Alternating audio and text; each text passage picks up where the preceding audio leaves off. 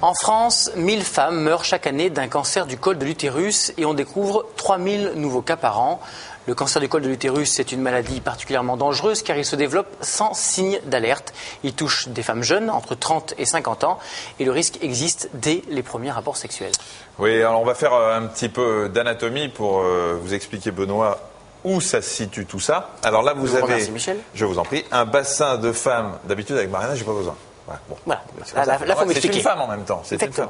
Coupe de bassin de profil, l'avant et là, l'arrière est ici. Ici, c'est le pubis. Vous avez ici la vessie. Là, le corps de l'utérus et derrière, le rectum et bien sûr ici l'anus. Eh bien, le col de l'utérus, c'est cette partie de l'utérus qui est ici et qui va directement entrer en contact avec le vagin. Alors, on voit sur cette coupe tous les organes qui sont dans la région et l'utérus est recouvert à l'intérieur d'une... Là, on a une vue de face, je vous rappelle, les ovaires ici, les trompes, ici le vagin. Et vous voyez le col de l'utérus, on le voit très bien ici, arriver, c'est la partie de l'utérus qui est dans le vagin. Et il est recouvert d'une membrane, cet utérus, aussi bien au col qu'à l'extérieur. Et même à l'extérieur ici, c'est une muqueuse, ça n'est pas de la peau, c'est fragile parce que ça n'est pas recouvert justement par cette peau qui nous protège. Les cellules de cette muqueuse peuvent se transformer en cancer. Et lorsque le cancer se manifeste, il se traduit par des pertes blanches, ce sont ce qu'on appelle des leucorrhées ou des pertes de sang. Et elles sont parfois provoquées par les rapports sexuels ou même simplement une toilette intime. Mais la plupart du temps, il n'y a pas ou peu de symptômes chez des femmes jeunes et en pleine forme. On découvre le cancer au cours d'un banal examen gynécologique. Banal certes, mais essentiel dans le dépistage. Il s'agit du frottis, le seul examen possible. Cet examen est simple. Il consiste à prélever des cellules du col de l'utérus. Elles sont ensuite envoyées en laboratoire pour être analysées et pour voir s'il y a un cancer ou une infection. Emma Bose, Delphine Parek-Miller ont rencontré une jeune femme dont le frottis s'est révélé inquiétant. Lola.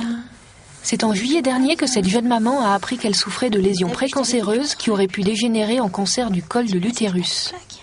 Je suis tout simplement allée chez ma gynécologue faire un examen qui s'appelle le frottis. Le temps passe, je reçois les résultats que je regarde à moitié et puis il y a un mot qui m'interpelle et que je ne comprends pas où on me dit suite aux résultats, il y a une petite inflammation, il faut mieux aller regarder de plus près et faire une colposcopie. Enfin, ils disent pas ça aussi clairement, mais ils disent qu'il faut faire une colposcopie. Les résultats de l'examen révélaient une inflammation assez importante de 3e degré qui était dite grave, en sachant que ce n'était pas une maladie, mais que ça pouvait se transformer en un cancer de l'utérus quelques années plus tard ou quelques mois plus tard, ou enfin je ne sais pas. C'était assez bizarre parce qu'on dit c'est pas grave. Et en fait, c'est pas grave du tout, c'est banal, tout le monde l'a, tout le monde porte ce virus. Vous inquiétez pas, c'est une petite opération. Donc franchement c'est assez perturbant. Même si dans les médias j'en veux pas, je me suis dit est-ce que ça va m'empêcher d'avoir d'autres enfants. Et c'est la première question à laquelle j'ai pensé avant de savoir exactement ce qu'on allait me faire, etc. Et ce qu'on m'a dit, c'est que la seule chose que ça a provoqué, c'était une fragilité du col de l'utérus, donc qui enclenchait ou qui provoquait souvent des prématurés lorsqu'on attendait des petits bouts. J'en ai un, ça me suffit pour le moment, mais au moins je voulais être rassurée là-dessus. Vraiment, je suis passée à côté de quelque chose qui aurait pu être qui aurait pu être dramatique. Donc finalement, c'est génial. Il faut, toutes les copines, les consoeurs, les collègues, etc. Il faut aller chez sa gynécologue ou son gynécologue. Il faut faire ses examens et les frottis. C'est merveilleux, en fait, grâce à ça. Voilà. Donc moi, je vais bien, tout va bien, et voilà. Alors, un diagnostic précoce permet de guérir près de 100% des patientes. Le frottis, unique moyen de dépistage, on le rappelle, doit être fait au début de la vie sexuelle. Les 2 premiers sont réalisés à 1 an d'intervalle. Ensuite, un frottis tous les 2 ans, c'est suffisant parce que le cancer du col de l'utérus progresse et heureusement lentement. Alors, lorsque le frottis est suspect, on recherche la présence d'un virus appelé Human Papillomavirus ou HPV. On a beaucoup entendu parler de ce virus puisqu'on le retrouve dans la plupart des cancers. Les infections causées par l'HPV sont très fréquentes. Elles touchent 70% des femmes entre 15 ans et 65 ans. Le plus souvent, le corps réussit à éliminer le virus en quelques mois sans que l'on se rende compte de la maladie. Pendant cette période, on peut contaminer son partenaire si les rapports sont non protégés. Il existe différents types de virus HPV. Ils sont numérotés pour simplifier leur nom. Il y a HPV 16 et 18 qui sont les plus fréquents. Mais de l'infection au cancer, les étapes sont lentes. Michel vous l'a dit.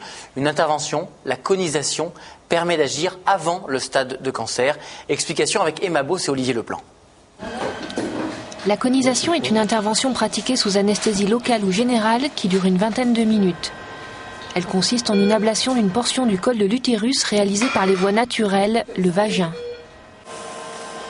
Donc là, nous avons une patiente qui présente une lésion précurseur du cancer du col, mais qui n'est pas du tout un cancer du col.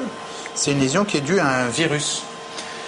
Et ce virus entraîne une petite virus sur le col qui pourrait un jour éventuellement dégénérer. Alors, pour éviter qu'elle ne dégénère, on va la retirer.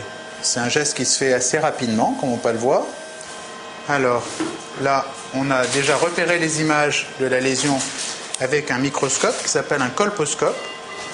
Puis ensuite, on va retirer la lésion avec une résection à l'anse diathermique. Alors, on fait varier le diamètre de l'anse pour l'adapter à la taille réelle des lésions sur le col de cette patiente.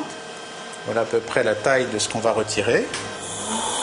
Le bistouri électrique en forme d'anse introduit par le vagin jusqu'au col de l'utérus est maintenant sur la lésion. Placé autour de celle-ci, l'anse en forme de lasso va permettre de réaliser l'ablation des cellules anormales. La lésion est retirée. Elle est déposée puis elle va être réanalysée ensuite par un laboratoire pour vérifier qu'on a bien tout enlevé. Voilà la petite lésion qui a été retirée, cette zone jaune centrale.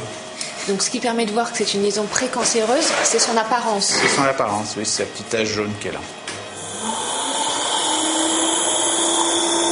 Vous pouvez mettre le laser on. Donc voilà, maintenant on nettoie le col au laser pour que la cicatrisation soit bonne et qu'il n'y ait pas de problème. C'est un laser CO2. On a un petit spot qui permet de regarder, puis on peut tirer comme ça dans l'air et brûler la cible qui est à 40 cm de distance. Voilà, c'est tout. Donc maintenant on retire le spéculum et l'intervention est terminée.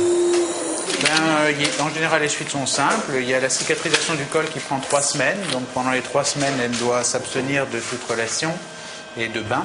Voilà. Et puis ensuite, on contrôle 2 mois après que tout a bien cicatrisé, qu'il n'y a plus rien. Dans 95% des cas, il n'y a plus rien au contrôle à 2-3 mois. Et ensuite, on surveille la patiente tous les 6 mois pendant 1 an pour vérifier que le virus ne se redéveloppe pas, ce qui est le cas le plus fréquent.